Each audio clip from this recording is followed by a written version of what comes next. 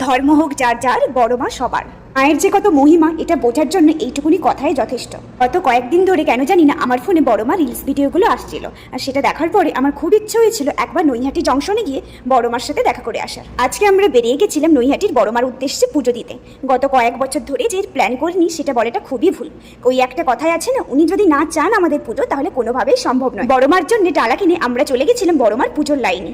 গিয়ে যখন দেখি প্রায় আমরা 1000-2000 লোকের পেছনে আছি। যা দেখে প্রথমে আমাদের মনে হয়েছিল ঠাকুরের মন্দির পর্যন্ত তো আসতে পেরেছি, কিন্তু ঠাকুর কি শেষমেশ আমাদের পুজোটা নেবে? এই চড়া রোদ আর গরমে প্রায় 3 ঘন্টার বেশি আমরা লাইন দিয়েছিলাম ঠাকুরের কাছে পুজো দেবো বলে।